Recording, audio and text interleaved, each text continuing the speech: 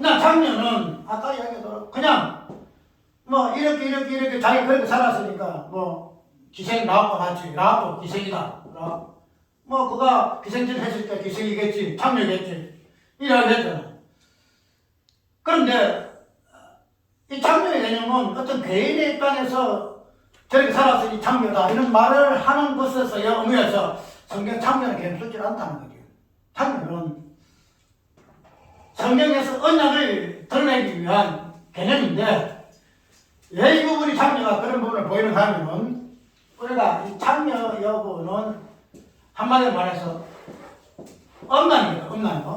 엄난입니다. 이 엄난이라는 것은 다른 말로 억이라는 개념이 오는데 우리가 여자가 아들을 낳는 것은 뭐예요? 생명의 무출이거든. 생명 이성이라는 거지. 그러면은 이 장녀 개념 속에서 생명 이성은 우리가 결혼해가지고 아내가 자식을 낳잖아. 그러면은 이 자식은 이성에 대한 내용이란 말이죠. 그러면 우리가 이 생명의 이성이라는 부분은 출발이 어디냐 하면은 선악과에서. 죽으리라 살리라. 생명이 있음 없음이 이 선악과의 본질이 나왔다는 거지. 그러면 선악과를 따먹는 것 자체는 뭐예요? 분명히 하나님은 죽는다, 없다, 이는 없습니다. 죽는다. 이걸 이야기했는데 선악과를 따먹는 그 목적 자체가 뭔가 나는 생명이 있어. 지금 말해서 여자가 나는 자식을 낳을 수 있는 그 생명 유초라 생명을 잉태할 수 있는 뭐가 있다? 자격이 있는 사람이야. 내가 생명을 잉태하는 존재야. 이런 부분이 여자의 어떤 이치다 이 말이죠. 하와의 이치다 이 말이죠. 그렇기 때문에 이런 생명의 있음에 대한 없음에 대한 하나님의 어떤 그 부분에서 선악과로부터 나왔는데 이제 이러한 생명의 있음과 없음이 여자의 개념 속에 나오는데 여자의 개념 속에 근데 이 여자에서의 나오는 부분이 장녀의 개념과 그렇지 아니한 여자의 개념 아니잖아요. 그러면은 아까 이야기했던 장녀라는 것은 여러 남자를 상대하는 자를 여자 장녀라 그래. 우리가 일반적으로 장녀의 어떤 부분은 뭐 자기 어떤 뭐 생활을 위해서 당연히 하겠지만은 그러나 본질적인 부분에서 이 회의 자체는 무엇을 의미하나요? 선악과를 따먹는 행위다 이 말이죠. 선악과 따먹는 행위. 남녀 관계 행위는 선악과 따먹는 행위예요. 그래 하면에서 뭐가 나와요? 생명이 나오고 생명이 나온다. 하나님은 이 생명 자체는 우리 인간이 행위함으로 인해서 넣을 수 있는 그러한 생명이 아니에요. 오직 하나님만이 있으면 생명의 원천자다 이 말이죠. 그런데 이 장녀라는 그 개념은 우리가 일반적인 결혼 속에서는 한 여자와 한 남자잖아요. 한 여자 한 남자. 그럼으로 인해 가지고 한 남자와 한 남자로 인해서 정결한 자식을 얻기 위하였다 이렇게 이야기하고 있거든요. 그래 정결한 자식이라는 것은 뭔가 언약의 자식이다 이 말이에요. 언약의 자식. 그래서 한 남자와 한 여자의 관계 속에서 나오는 생명이야말이 정결한 생명이다 말이에요. 하나님의 생명이다 이 말이죠. 그런데 이 장녀는 뭐예요? 이 남자 좋고 저 남자 좋고 이 장녀다 이 말이죠. 그러면 이 장녀라는 이 자체가 뭐예요? 하나님이 그 언약 자체 생명 있음에 대해서 내가 생명을 내 마음대로 할 수가 있어. 이 남자를 통해서 내가 할 수가 있고 저 남자를 통해서 내가 할 수가 있고 장녀의 목적이 자식 양식이 아니고 동물의 양식이지만은 그러나 그 행위의 본질에서 그런 부분들이 깔려있다 이 말이죠. 그러면 이 장녀 자체는 뭐예요? 하나님의 언약에서 너는 없다 하는 부분에서 없다.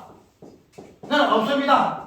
생명 없습니다 하는 부분을 반기를 드는 아니야 나는요 생명 있는 존재예요.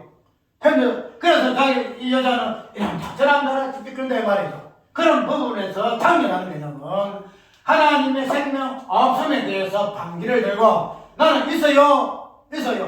그것을 이러한 모습으로 드러내는 존재가 이 창녀의 개념이다 말이다.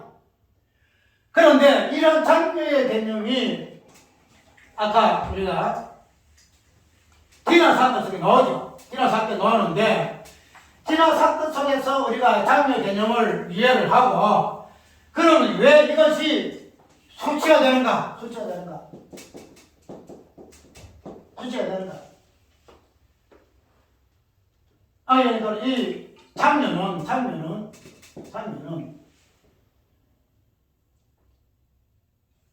할례.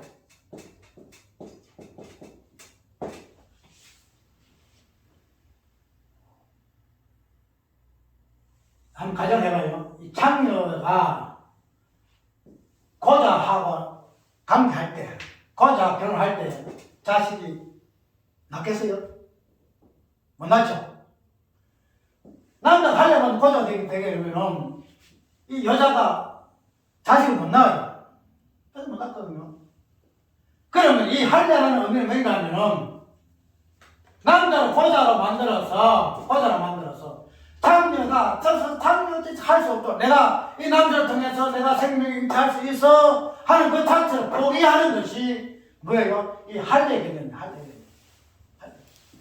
그래서 하나님께서 이스라엘 백성들에게 할례를 행하라 하는 그 의미 자체는 뭐예요?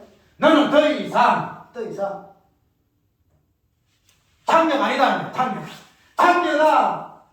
창녀가 할례를 통해 할례한 남자를 통해서 더 이상 생명 잉태가 없기 때문에 우리 사람은 이 창녀라는 요 어떤 존재를 통해서 생명을 잉태할 수가 없어요. 그래서 죽은 자예요. 그래서 아브라함은 백세에 죽은 자로. 그런데 할례를 받았는데 사라가 자식을 낳았으면 못 낳았어요. 자기 그래도 자식 참 낳잖아요. 다시 낳잖아요. 그럼 이 할례는 그에서 나오는 자식은 창녀에서 나오는 자식이 아니고 하나님이 한 남자와 한 여자를 통해서 나오는 정결한 자녀, 하나님께서 생명을 있게 해서 나오는 그 자녀, 그런 관점에서 자녀다 이 말이야. 그런 이삭이다 이 말이야. 그래서 창녀는 하나님의 할례라는 요 의식이 들어감으로 인해서 창녀가 더 이상 창녀짓을 할 수가 없어요. 아무리 자기가 이 남자 저 남자는 내가 씨를 받아낼 것이다, 생명을 잉태할 것이다 해서 창녀짓을 한다 할지라도 하나님의 할례가 들어가게 되면은 이 자체가 깨져버려요. 더 이상 생명 참 수가 없다 이 말이죠. 그래서 그런 부분을 오늘 디나 사건 속에서 나오는데 우리가 이 야곱의 아들들이 그 시몬과 레를 합시다. 레이가 하모의 그 자기들에게 사람들에게 우리와 같이 할례를 받아라. 그래야 우리가 당신들하고 결혼할 것이다. 당신이 그것이 할례를 하게 되면 3일 동안 고통스러우니까 그때 그냥 뒤통수 시작해서 나온 거 맞아요. 나온 거 맞는데 그러한 것이 과연 그런 인간적인 수단과 방법을 도안하기 위해서 할례의 개념이 들어왔을까? 아니라는 거야. 여러분들 창녀는 왜요? 할례 개념과 맞물려 있어요. 할례 개념과 창녀가 할례 개념이 들어가야 그래서 창녀가 안 돼요. 그런 의미에서 여러분들 이 디나 사건은 엄마는 자 뒤듬무대려 강간없어. 이제는 나 유튜브 할 때도 일반 사람들 같은 그런 유튜브가 아니야. 나 당신들이 이리저리 어떤 판단하라. 나 여주에서 말씀 하나 캐치해서 당신 깨달으면 당신 복받은 사람이야. 이거야. 이거 유튜브 저 설교 왜 줬다고 그래? 왜 저런 식으로 그냥 저추야? 거의 저 모양이야. 나는 일반 유튜브 아니에요. 우리가 이 레위의 이 행위 자체가 그들이 말하자는 뭐냐면은 내 동생은 장녀가 아니다. 장녀가 아니다. 장녀가 아니다. 장녀라는 개념이 들어와서 그래서 그들이 할례받은 백성이 되어서 더 이상 장녀가 아닌 것으로 되어졌는데 단체 본심 부분에서 그들은 오늘 장녀가 아니야. 내 동생은 장녀가 아니야. 이렇게 얘기한다는 거야. 하나님께서 이 세겜 땅에서 이런 장녀 사건이 불거진 그 이유가 어디 있는가 하는 부분을 자기는 알아야 된다는 거야. 왜냐하면은 아까 얘기했던 베델이라는 이 부분은 베델이라는 이 부분은 하나님 언약에 완성하는 장소야. 야곱이가 선했던 장소야. 그럼 그런 것들을 이제 올라가는 세겜의 땅을 지나고 있다는 거예요. 세겜 땅. 그 세겜의 땅의 장례를 통해서 할례 개념이 도로된 이유는 이 장례 속에서 자기 동생의 장례 사건 속에서 할례 개념이 들어왔는데 우연히 자기가 할례를 막 이렇게 해야 된다 이렇게 해야 된다 그런 것이 아니고 왜 이런 사건 속에서 이런 할례 개념이 들어와 있어야 이 사건 자체가 마무리되질까 하는 이 부분들을 그들이 알아야 한다는 거지. 하나님께서 이걸 통해서 야곱의 자식들에게 베델에 올라가서 너희들이 받는 언약의 복이 무엇인가? 그 말해서 언약의 성취는 장녀의 그 본질은 아니거든요. 내 숙지가 어디 있는가? 내 숙지가 생명 없는데 생명 있음이라는 이 장녀의 어떤 장녀들과 같은 그런 생명 있음을 위해서 내가 몸부림치고 그걸 위해서 살고 있던 존재가 우리구나. 이런 부분에서 그런데 그런 존재를 왜 하나님 할례를 주어서 생명이 있게 하시는가? 그 부분을 보게 하기 위해서 이 지나 사건이 있다는 거야. 그러면은 아까 얘기한 이걸 아는 것이 베델의 언약을 이해하는 거야. 이걸 알아야 베델 올라가는 거야. 그래서 하나님께서는 그러한 사건을 이렇게 가지고 그냥 고통스럽게 그들의 무지를 드러내면서까지도 이걸 사건화시켜서 하나님은 언약이 무엇인가 하는 부분을 야곱에게 그 자식들에게 보여주기를 원하신다는 거예요. 보여주기를 원하신다. 그런데 이런 부분에서 여기 보면은 레이가 나오잖아. 셋째 오빠거든요. 이 레이가 어떻게 해요? 할례를 받고 고통하는 그 세겜 땅의 사람들 다 죽여버려요. 너희들이 감히 내 동생과 참여 취급을 해. 이것들이 하면서 그냥 칼로 그냥 하나도 안 죽여버려. 그 죽인다는 것은 뭐예요? 하나님께서 이 사건을 일으키잖아. 한 사건을 장려되게 하시고 할례의 부분 들어가게 하셔서 너희들이 장려인데 어떻게 한 남자와 한 여자와 정결한 여자로 바꾸게 하셨는가 하는 부분들이 오늘 이 사건 속에서 드러나는 의미 하나님 일하십니다. 그런데 이것을 레이는 정면으로 팍 깨는 거야. 내가 왜 이게 무슨 저주가 될까 했거든. 저주가 이게 왜 이 저주가 49장에 보면은 야곱의 저주가 나오는데 왜 이 행위가 야곱이가 마지막에 그 야곱 당신의 12아들을 축복하는 것은 그대로 되어지거든요. 그대로 아버지가 자식을 저주하고 봉하게 되면은 그냥 그대로 돼야지요. 그러한 야곱의 그 복이 레이한테 저주로 나오게 되더라 이 말이에요. 그러니까 생각해보세요. 과연 그 저주가 레이와 시몬이 한 행동이 저주받은 행동입니까? 저주라는 것은 아까 얘기한 대로 하늘에 떨어지는 거거든요. 그런데 그런 부분에서 저주의 개념이 오더라. 그래서 목사하기를 하나님 과연 무엇 때문에 저주하셨습니까? 무엇 저주하셨습니까? 그러니까 성경을 볼 때에 어떤 기본을 깔고 묵상 많이 해야 돼. 묵상을 많이 하고 그러니까. 그래서 어제 설교를 준비할 때도 저는 설교를 준비하는 거 무슨 놈 설교 그렇게 오래 준비해요. 내가 그렇게 하더라고. 설교가 그냥 나온 게 하느냐. 아까 내가 그 미용실 갈 때도 그 부분을 내가 항상 무상하고 돌아가면서 가만 앉아있으면 지켜봐.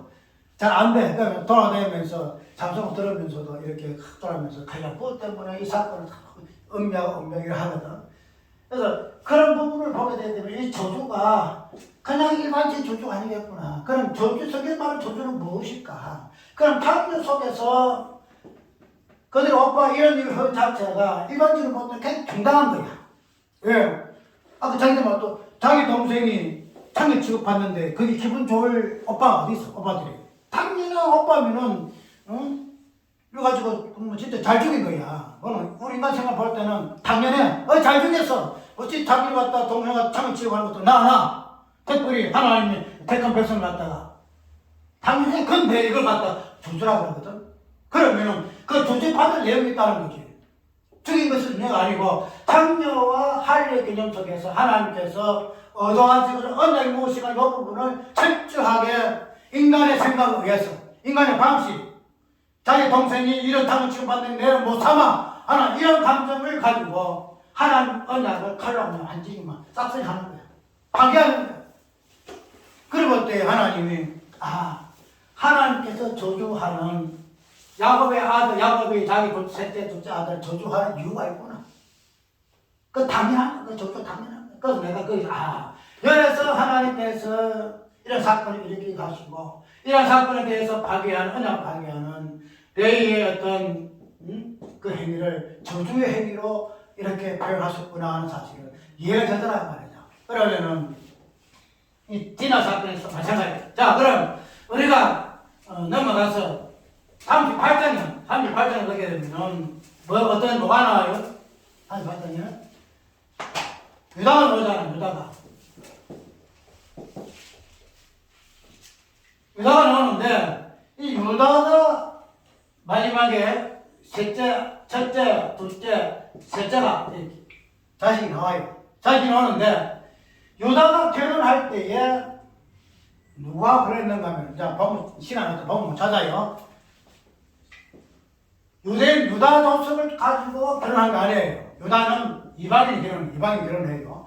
결혼해가지고 뭐가 나와요? 첫째 아들 나오고 둘째 아들 나오고 셋째 아들이 나와요. 그러면은 유다가 결혼할 때에 이방인의 결혼이거든. 이방인의 결혼은 이방인들은 지금 창녀. 이방인 자체 창녀. 왜 그러면 우리가 하나님 모셔서 우리가 얼마나 생명이 연출하고 생명이 나와서 우리가 큰 믿음을 이룰 수 있는데 당신이 어떤 택한 유대 백성만 이렇게 민족 번성해가지고 이렇게 이런 법이 없어. 우리도 생명을 낳아서 우리도 번성해 큰 나라를 이룰 수가 있어. 그렇게 해서 생명이 돼가지고 큰 나라를 이룬 족속이 이방인이에요. 그 시간은 그걸 참여. 그러면 유다가 이방인과 결혼했다 하는 이 부분 저 자체는 뭐예요? 하나님이 범한 자주 이방인 결혼이거든요. 근데 그런 이방의 결혼 어떤 의미를 깊이 알고 이방 결혼을 이야기해야 할 것인데 유다가 지금 결혼해가지고 이방 결혼해가지고 지금 장녀가 결혼해가지고 뭐예요? 자식 하나 둘 셋 낳았다는 거예요. 그러면은 뒤에 나오는 이 다말이 노는데 첫째 아들도 죽고 둘째 아들도 죽고 셋째 아들 저 피난가고 그러면 뭐가 나와요? 유다의 자손이 없어. 유다 자손이. 그럼 하나님께서는 이런 유다라는 인물을 통해서 그냥 그가 처음 결혼했을 때에 이방 여자와 결혼하는 것 자체가 장녀와의 결혼. 그가 난 아들들이 뭐예요? 장녀의 자식이라 난 그 아들. 그런 아들이란 그래서 그런 아들 입장에서 하나님 때는 첫 아들도 죽이고 둘째 아들도 죽이고 셋째 아들도 죽이는 건 마찬가지죠. 맨날 안 좋으니까. 그러면은 어떻게 돼요? 자식이 낳아야 돼요. 자식을 낳아야 되는데 그 자식이 어떤 모습 자식이에요? 며느리가 장녀라는 모습을 가지고 유다가 자식을 낳아요. 자식 낳죠. 여기서 무엇을 의미할까요? 이 다말은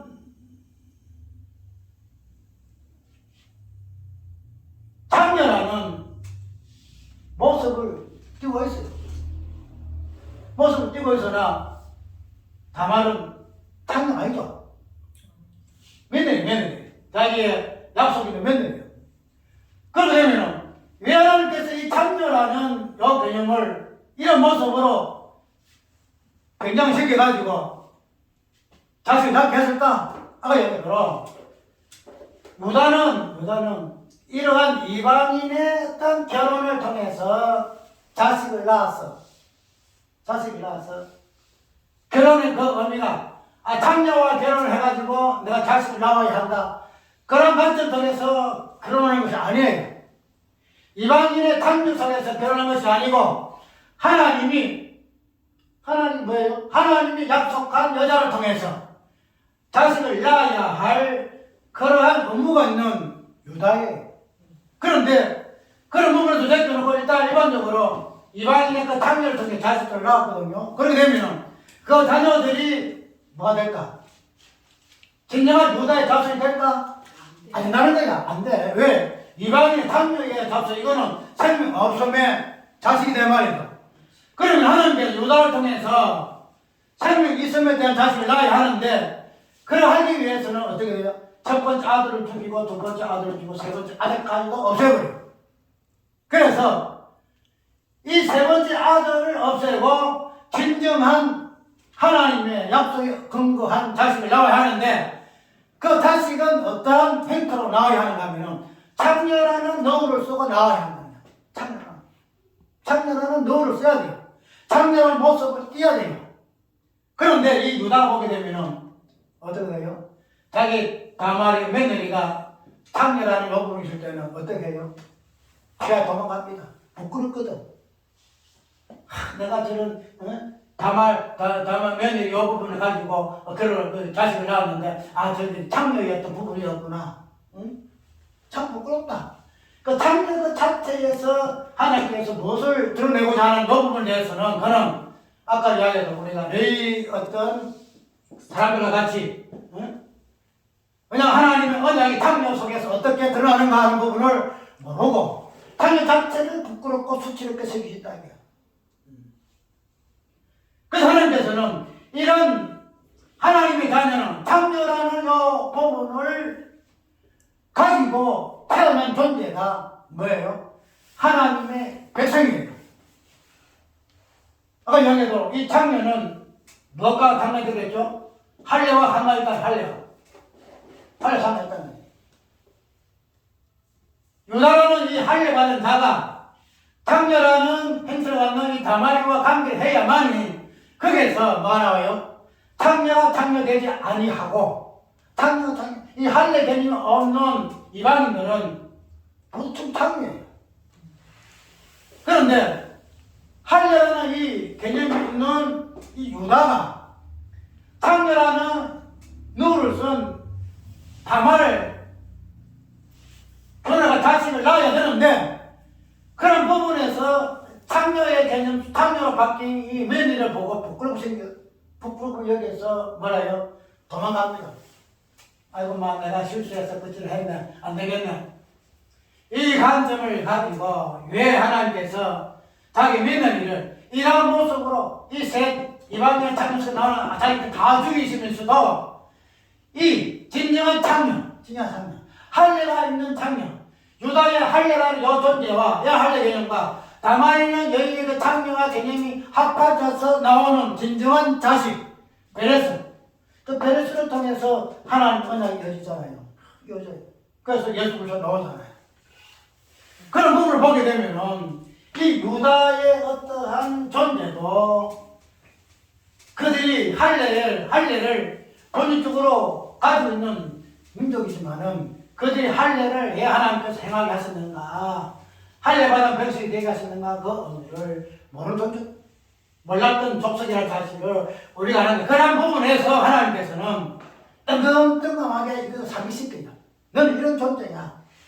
그래서 요 사건이 있고 난 후에 뭐가 있어요? 38장 다음에 뭐가 있어요? 요셉이가 어디 들어가요? 애굽으로 들어갑니다. 애굽으로 들어가요. 애굽으로 애굽 들어가는 것은 무엇을 의미하는 거예요? 애굽에 들어가야만이 진정한 할례의 의미가 나와요. 왜? 애굽은 죽음이거든요. 이 요셉은 이제 그 죽음 시초예요. 들어가지고 팔리기도 하고 거기에서 종료가 되기도 하고 그래서 이스라엘 갖다 다시 영접하는 그런 요셉의 모습인데 이 39장에 이 사건이 모두다 이 말이에요. 그러면 아까 이야기했던 예고에 들어가야만이 진정한 하나님의 그 언약의 모습이 이제 성취되는 부분이 애굽 땅에 나 저번에 애굽에 들어가는 이유가 왜 하나님께서 뭐 300 몇십 년 동안 맞죠? 460년 400년 동안 애굽에 처는 이유가 뭐냐?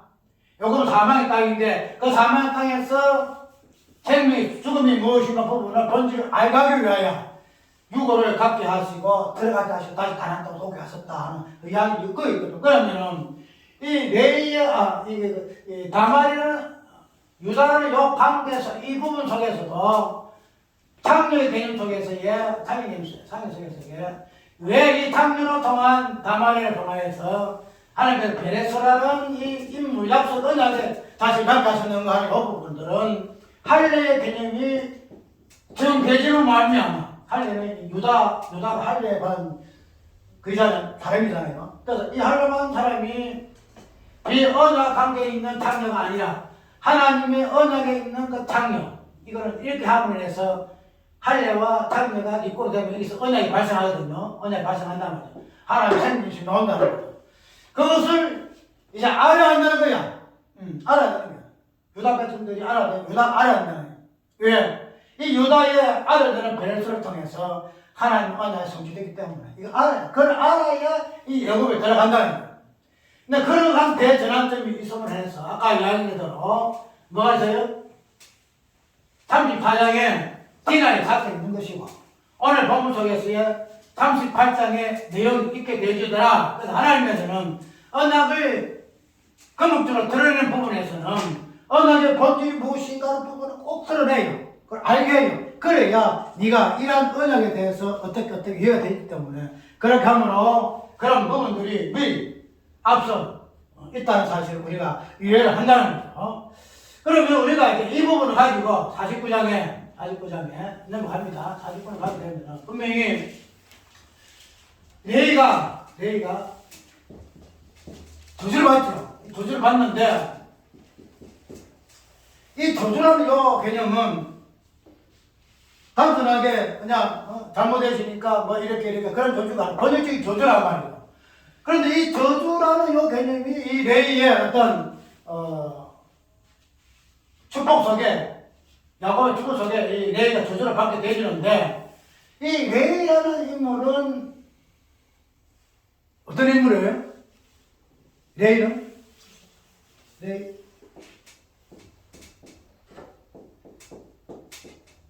지파죠. 레이 지파는 제사를 탐당하는 지파예요. 민수기 쭉 보게 되면은 시작 들어가면서 우리가 레이 지파가 쫙 나와요. 레이 지파 쫙 나오는데 이 레이 지파는 모든 지파도 구별돼가지고 뭐가 돼요? 하나님 앞에 성막을 섬기는 제사를 전담하는 제사장이에요. 그럼 우리가 제사장이라는 이 개념은 제사를 분명히 감당하는 이 부분인데 우리가 제사는 어떤 개념이에요? 제사는 죽음을 간장하는 부분이잖아요. 짐승을 죽이잖아요. 짐승을 죽여가지고 제사를 좀 했잖아요. 그러면 이 죽음이라는 것은 어떤 개념이냐면 이 저주예요. 저주 개념.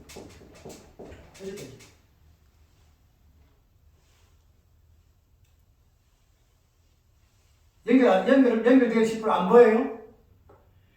하나님께서 이 네 지파를 그 언약을 파괴하는 부분에서 분명히 아버지로부터 저주를 받았죠. 그런데 이 저주를 받은 사람을 하나님께서는 어떤 자로? 저주의 어떤 모습을 드러낸 죽음을 집행하는 제사를 드리는 그 부분을 보여주는 그것을 그 일을 하는 존재로 하나님께서 삼으셨다는 거야.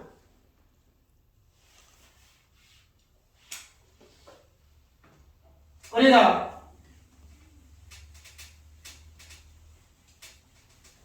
이런 부분을 보게 되면은 하나님께서 저주를 하실 때에 하나님의 저주는 그냥 끝나는 것이 아니에요. 저주. 진정한 하나님께서 원하시는 그 저주를 받은 자만이 그 저주의 본질이 되어지는 그 부분을 감당할 수가 있어요. 우리가 이 저주를 통해서 아까 제사를 지르게 되어지는데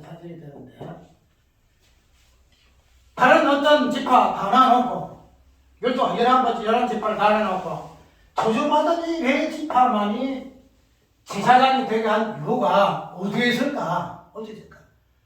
저주를 당해봐야, 죽음을 당해봐야 뭐 할 수 있어요? 제사를 드릴 수 있어요. 제사 자체는 죽음이잖아요. 죽음. 그러면은 이러한 네 지파 다 되어지는 이 부분에서 저주가 이제 제사장의 개념으로 바뀌어버려요. 그런데 우리가 단순하게 이 제사장 하나님께서 그냥 네 지파를 떨어서 뽑아서 당신이 뭐 주권이니까 다른 데 택도 내가 네 지파를 이거 하기 위해서 내가 택해서 지상으로 택해서 이렇게 하지 말고 하나님께서 제사장으로 네 지파를 택한 이유는 네 지파만이 자기 아버지의 저주를 받은 지파예요. 네 지파만이. 그 지파의 저주는 결국 어디로 가요? 죽음. 마지막에는 십자가 죽음. 여기까지 나간다는 거죠. 그 저주받은 이 네 지파를 제사적으로 삼아서서 그 저주 속에 어떻게 축복이 있는가, 십자가에 복이 있는가, 이 부분을 깨닫는다는 거예요. 그 진짜 저주받은 자만이 제사장이 될 수가 있고, 그 제사장의 죽음을 통해서만이 뭐가 십자가에 통해서 부활의 의미가 나온다는 거예요. 그렇게 되면은 이제 뭐 다 넘어와서 우리가 네 지파 제사장이죠. 그 대제사장에서도 아론의 지파 중에서도 대제사장이 나오잖아요. 대제사장이 나오는데 이제 이런 대제사장의 그 네 지파, 네 인족 중에 어느 사장을 보게 되면은 뭐예요? 바나바라는 사람이에요. 바나바라는 사람이 뭐예요? 이 바나바라는 사람은 레이예요. 레이인적으로 네 지파. 그런데 왜 이 레이인의 이 바나바가 사도행전에서 4장에서 또 다시 나오는가? 이 사건과 맞물려서 유무상중이 나오죠. 다 팔아서 사도들 바로 앞에 두는 그런 현상이 저걸 잠깐 얘기했듯이 나온다는 거예요. 이 장에서 나오죠. 성경 강림하면서 나온다는 그 사건이에요. 그 사건이 이 레이라는 바나바의 인물을 통해서 다시 재현되어지는 거야. 그러면은 우리가 이 바나바라는 인물을 쭉 보게 되면 창세기 4장에서 나오고 9장에서 나오고 11장에서 나오고 13장에 나오고 쭉 보게 되면은 사도 바울의 동역자예요. 누구 이야기가 들어요? 이 바나바가 누구야? 히브리 안 썼겠느냐? 이것까지 이야기를 하고 있어요. 그만큼 이 바나바라는 인물은 요셉인데 그리자요. 그리자는 무슨 의미인가 하면 안위하는 자고 건면하는 자요, 위로하는 자 이라는 인물이 바나바라는 인물인데 이 바나바라는 인물이 무엇으로 등장하는가 하면 나눠주는 처음에 일단 사역에서 등장하는 인물이 바나바예요. 그러면 우리가 이 바나바를 통해서 이제 시작하거든요. 이제 4장에서 5장에서부터 진정한 이제 사역이 시작돼요. 그런데 이 사도행전에서 시작되지는 첫 사건 속에서 이 바나바라는 인물이 한 것이 그냥 유무상통이야. 내 것이 다 흐려졌다는 거야. 나눕니다. 우리가 이 레이라는 요 어떤 지파, 레이인이 제사장의 어떤 임무가 제사를 주관하잖아요. 그리고 어제 제사를 주관해요. 그러면은 이 레위 제사장만이 제사를 이렇게 중심을 해가 자기도 해요. 그러면 제사장이 제사를 드릴 때에 뭘 해요? 제사장이 이스라엘 백성들을 대신해서 제사를 드린다는 것은 이스라엘 백성들의 죄를 지고 제사장이 대제사장이 지고 하나님 앞에 어디 제사를 드리는 게 소제, 번제, 화목제, 속건제, 속제제 이 5가지 제사를 드리는 제사장인데 이 제사를 드림으로 하나님께 드리시고 그 다음에 이 제사장이 제사를 대신 지임으로 인해서 이스라엘 백성들은 어떤 혜택을 받아요? 소제 드림으로 소제 혜택을 받아요. 제사장이 소제 드림으로 인해서 누가 드리면 돼요? 이스라엘 백성이 드림이 돼요. 왜? 대신했기 때문에, 머리로 샜기 때문에. 번제도 마찬가지 5가지 제사를 제사장이 드림으로 인해서 이스라엘 백성들이 하나님께 드림이 되시는 거예요.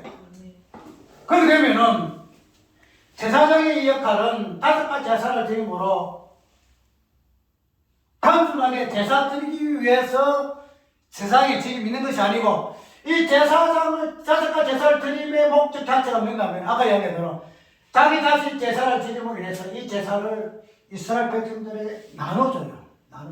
소제를 나눠줘요. 소제를 나눠줘요. 그래서 이스라엘 백성들은 소제를 나눠받는 백성이 되어주는 거예요. 번제를 드릴 때에 번제를 나눠줘요. 단순히 제사만 드리고 끝내는 것이 아니고 이 번제, 소제, 속죄제, 속건제, 화목 이 부분들을 제사장은 어떠한 존재다? 이스라엘 백성들에게 제사를 나누어주는 존재다. 오늘 바나바가 어떤 역할을 해요? 나눠. 자기 있는 것을 나눠요. 제사장이 자기가 가졌던 5가지 제사의 이 은혜를 이스라엘 백성들에게 나눠줌으로 인해서 이스라엘 백성도 살 수가 있는 거야. 하나님께 제사 드리는 민족이 될 수 있다는 거지. 그 역할을 누가? 제사장이 자기만 가지고 있는 것이 아니고 나눠주는 거야. 왜? 자신이 이스라엘 백성들의 머리이기 때문에, 대신하는 존재이기 때문에 나눠줄 수밖에 없다는 그래 관계성이 발현되는 게 발생하는 관계성. 이스라엘 민족이 어떠한 민족인가는 그 민족의 그 정체성이 나온다는 거야. 내 말을 이야기하잖아. 단순하게 바나바가 또 초대교회 교인들이 니가 내가 없이 그냥 유무상tun해서 그냥 불편한 사람이 없다 하는 요전은 어떤 돈을 가지고 재물을 가지고 나눈 것이 아니에요. 이 나눔의 출발은 어디에 있느냐? 제사장이 재물에 나눔이 시작됐다는 거지. 세상에 조주받은 레인이 조주받은 자만이 될 수 있는 제사장이 되어져서 그 조주받은 레인의 입장에서 그 재물의 그 법은 아까 조주라는 것은 뭐예요? 그 소제, 번제 속에서 다 있는 거예요. 내가 조주받은 것이 이렇게 조주받았구나. 소제를 통해서도 알고 번제를 통해서도 알고 화목제, 속죄제, 속건제를 통해서도 조주의 개념이 거기 있는 거예요. 그걸 그림으로 자기 존재를 이해하는 거예요. 나는 조주받은 존재구나. 그렇게 해서 드린 이 재물의 은혜를 자기만 가지고 있는 것이 아니야. 누구에게? 자기 백성들에게, 자기 지체들에게 나눠주는 거야. 그러면 바나바가 자기의 밭을 갈아서 갖다 놨다 하는 이 자체는 단순히 재물 아니다는 거지. 뭐예요? 재물을 나라, 재물. 제사 재물. 자기의 목숨을 나눠주는 것 똑같아. 자기 목숨. 그래서 지체되는 자는 이런 제사장의 재물, 제사의 나눔을 통해서 번제로서의 소제로서의 5가지 제사의 그 의무에서 그런 하나님께 드려서 하나님께 받아들임으로 인해서 그 주주의 세방을 받는 존재가 이스라엘 백성들이에요. 그래서 이게 바나바가 레위잖아요. 그 제사장이에요. 지금 제사장. 사생전하는 몸된 교회의 지체들에게 제사장의 이 5가지 제사, 제물을 나눠줌으로 인해서 초대교회가 이 제사, 제물을 하나님께 드림받게 된 존재.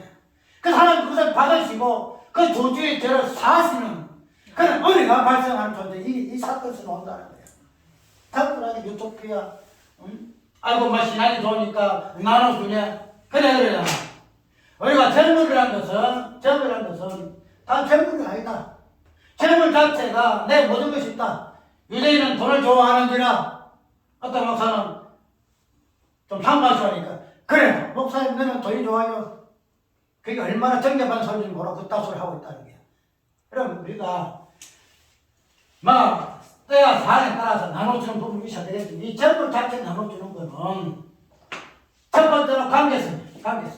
내가 저 사람과 관계가 지체가 되었구나. 그리고 이걸 나눠줌으로 인해서 뭐가 발생해요? 서로가 뭐예요? 우리가 우리 죄를 사하여 준 것 같이 우리가 우리 죄를 사하여 준 것 같이 이 나눔으로 인해서 단순히 재물이 나눔이 아니에요. 나눔의 본질은 재물을 재산을 나눔이거든요. 재물을 통하여 하나님 사제의 은혜를 나누는 거예요. 그것이 관계성에서 첫 번째 관계성이에요. 그런 관계성이기 때문에 나눔이거든. 그런데 이 관계성 나눔으로 말미암아 발생하는 것은 뭔가 하면 아까 이야기했거든. 우리는 단순하게 아이고 막 어떻게 내가 네 것 없이 다 내놓을 수 있노? 그냥 적당히 하면 되지. 나오의 말씀이 의미가 무엇인가? 그것이 왜 바나바, 레인이라는 존재를 통해서 이것이 이렇게 사경이 나타나는가? 그런 부분에서 왜 예수께서 대제사장이 되셔서 당신이 내 떡을 마셔라, 내 피를 마셔라. 이 나누어 주셨는가? 나누셨는가? 왜 이 부분에서 실명이 괜히 발생했는가? 이런 부분들이 나와야 한다는 거야. 그것이 그예요. 그래, 그럼 자들이 조금 몇만 원이 따라가면서 내가 줄 이유가 없어. 내가 왜 그 돈을 줘? 당연히 그래야지. 내가 내고 내가 이건 조그만 것이라도 줄 이유가 없어. 그것은 관계 아니다는 거지. 전부 단순 몇만 원 아니다 이 말이야. 이걸 통해서 뭐가 나나요? 서로가 서로 나누는 거야. 생명과 생명을 나누는 거예요. 죄와 죄를 사하는 거예요. 왜? 재물을 왔다 갔다 하니까.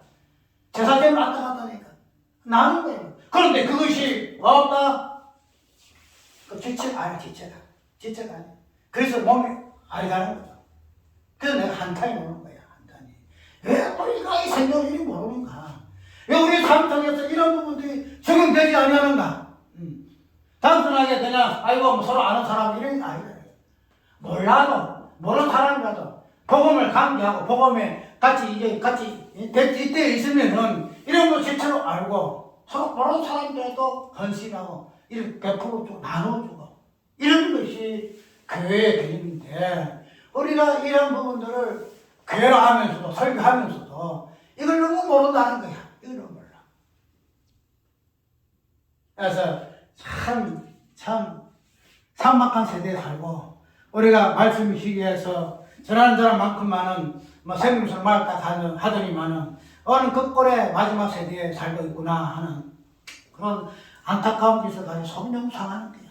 이런 부분들 서로가 나누어서 지체됨을 가지고 이래서 근본적으로는 제가 서로가 우리 죄를 사하여 준 같이 우리 죄를 사하여 주옵소서 하는 이 부분들이 기도의 개념 속에 섞이되는 부분이 조그마한 나눔 속에서 어떤 선행을 나눠주고 내가 어떤 뭐가 좋아가지고 어떤 행정 부분 나누는 거 아니고 본질 부분에서 제가 죄를 사하는 부분에서 나눠줌으로 가능한데 이런 부분들이 잘못되어져서 나눔도 일반 사람들의 나눔과 같이 봉사 개념으로 하락했고 진정한 이런 나눔의 개념을 알아야 할 목사들이 그렇게 실천하지 아니한다는 거야.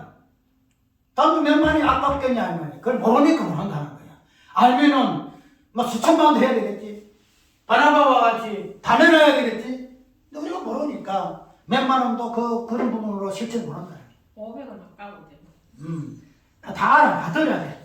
들어가지고, 복이 무엇인가를 이제 알아야 돼. 내가 왜 이게 속이 터지는가 알아야 돼. 그런데 이제 오늘 바나바의 사건 자체가 오늘 특별히 그냥 바나바 사건만 있는 것이 아니고 성경 전체의 내용이다. 성경 전체의 내용이다.